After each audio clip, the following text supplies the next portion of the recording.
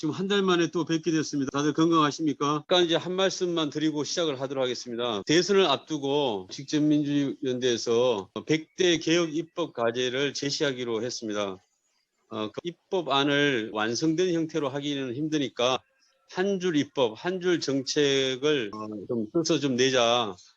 그래서 카톡방에 이렇게 올려주시면 좋겠습니다. 자, 그러면 시작하도록 하겠습니다. 여러분들 반갑습니다. 오늘은 좀 더 구체적으로 명상과 우리 민주화운동하고 어떤 관계가 있는지 말씀드리도록 하겠습니다. 사진 보이시죠? 이게 프랑스 혁명 때 그 왕비가 그 단두대에 처형되는 사진이에요. 우리는 이 사진을 통해서 뭘 배울 수 있냐면 절대 권력은 절대 부패한다. 그래서 유럽 왕정제는 결국 무너졌다. 이렇게 생각할 수 있죠. 넘어가서 절대 권력만 절대 부패하는 게 아니라 사실은 모든 권력은 결국 부패하게 돼 있어요. 그래서 대의제도 결국은 부패할 수밖에 없는 거죠. 이 대의제 하에서는 정치 세력, 검찰 등 관료, 경제, 재벌, 언론, 학벌 등 검은 카르텔을 형성해가지고 국민들의 그 고요를 취하고 있습니다. 돈과 권력 그리고 정보 독점의 힘은 상상을 초월해요. 그래서 직접 민주로 대의 권력을 통제하지 않으면 누구도 정경, 관원, 학, 유착 등 부정부패 벗어날 수가 없습니다. 대의 권력의 부패를 막기 위해서 직접 민주 도입이 필수적이죠.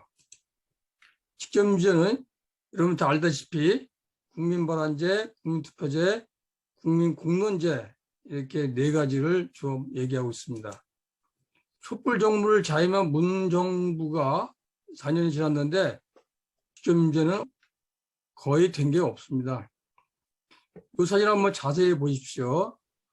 이게 프랑스 혁명 당시 사진입니다. 근데 여기에 보면은 깃발이 하나 보이죠? 빨간색, 하얀색, 파란색. 흔히 알기로 자유평등 박이라고 알고 있습니다. 근데 그게 아니라 자유평등 연대란 뜻이에요. 프랑스 3대 혁명 이념은 자유평등 연대입니다.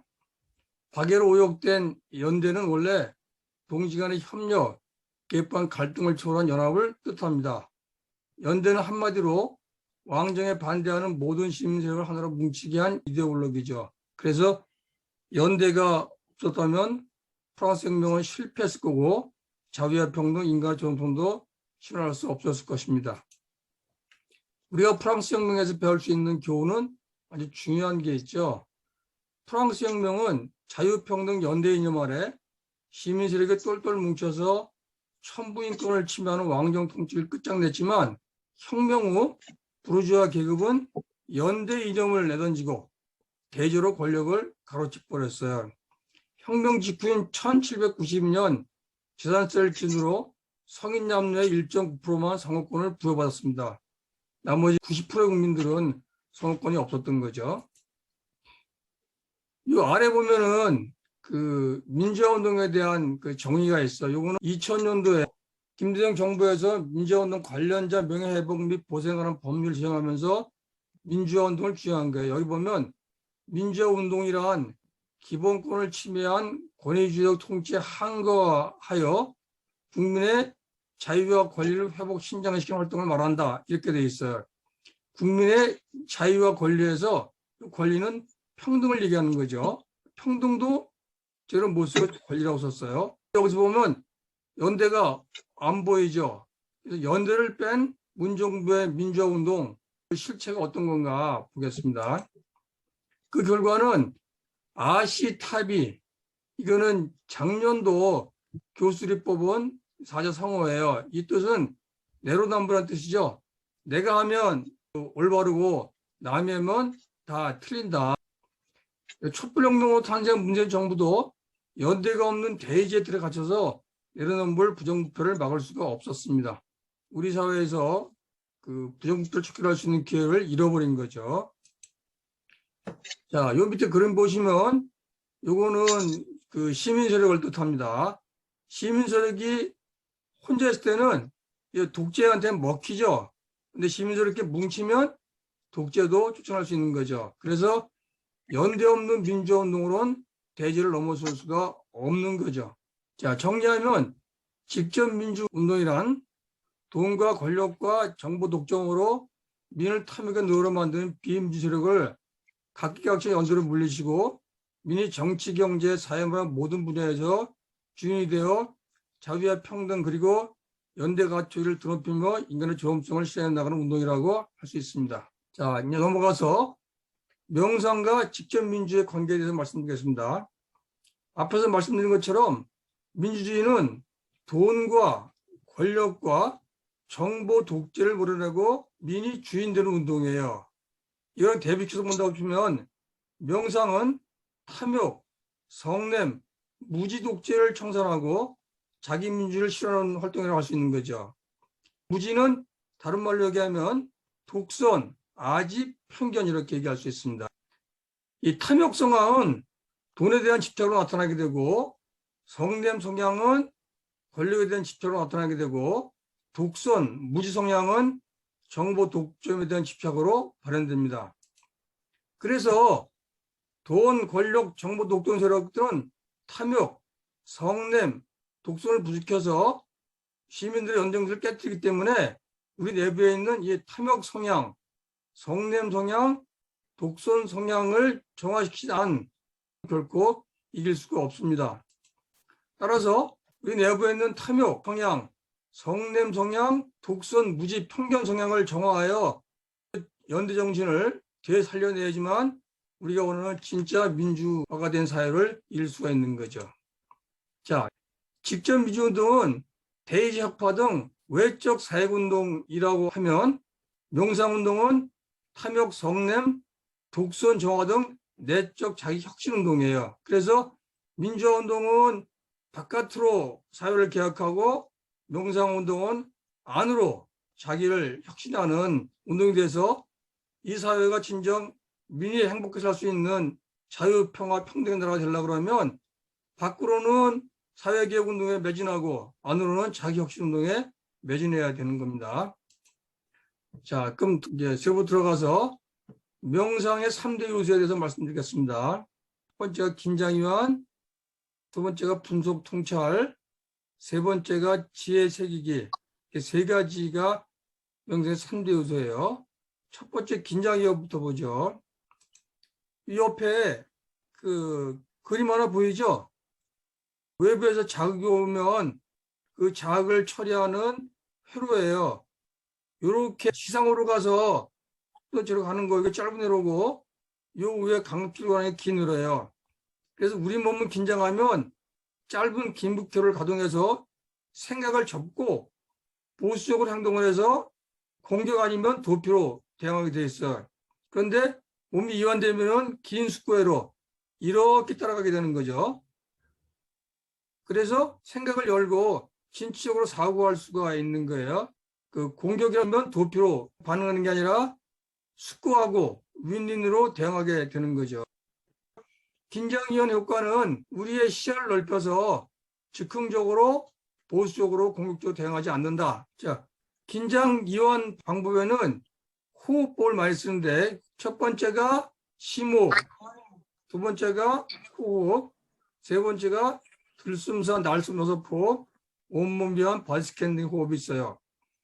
이 심호흡만 해도 부교감 중에 활성화돼 가지고 마음이 긴장이 이완되는 거죠. 코 호흡을 하면은 코에서 산화질소라는 게 나오기 때문에 긴장을 이완시켜요. 그래서 여러분들이 긴장하고 손발에 땀이 날 때는 그냥 콧노래만 불러도 긴장이 이완되는 거죠. 세 번째로는 날숨이 그 이완 효과가 커요. 그래서 들숨 4번, 날숨 6번 이렇게 호흡을 하게 되는 거죠. 이걸 연습해 보면 들숨 둘, 셋, 넷, 날숨 둘, 셋, 넷, 다섯, 여섯 이렇게 속으로 숫자를 세면서 호흡을 하게 되면은 긴장 이완이 빠르게 진행됩니다. 그다음에 네 번째로 온몸 이완 바디 스캔 호흡이라는 게 있어요. 이거는 앉아서 해도 되고 누워서 해도 되는데 머리부터 발끝까지 쭉 내려가면서 호흡을 하는 거예요. 예를 들면 눈이 피곤하다 그러면 눈에다가 의식을 두고 들숨 둘, 셋, 넷, 날숨 둘, 셋, 넷, 긴장이 풀린다. 이렇게 하시는 거예요. 그러면서 눈, 코, 입, 그다음에 심장, 허파, 배 쭉 내려가면서 호흡하시면 온몸이 전체로 이완됩니다. 그래서 온몸이 전체가 이완되면은 어떤 느낌이 드냐면 몸이 묵직해지고 기분이 좋거나 몸이 가벼워지고 기분이 좋거나 몸에 가벼운 전율이 생기는 거죠. 그렇게 호흡을 하게 되면은 불수익을 조절해 가지고 부경근육을 활성화시켜서 심장 박동도 생명을 안정시키고 마음을 진정시킬 수가 있게 됩니다. 그다음에 두 번째로는 이완 효과를 주는 것 중에서 단순 반복되는 게 있어요. 예를 들면 자연음이나 단순한 음악을 듣게 되면은 마음이 진정이 돼요. 또 산책, 운동, 청소 등 단순 반복된 활동을 해도 마음이 진정이 돼요. 그다음에 화초 물주기 등 가벼운 취미 활동을 해도 마음이 진정이 돼요.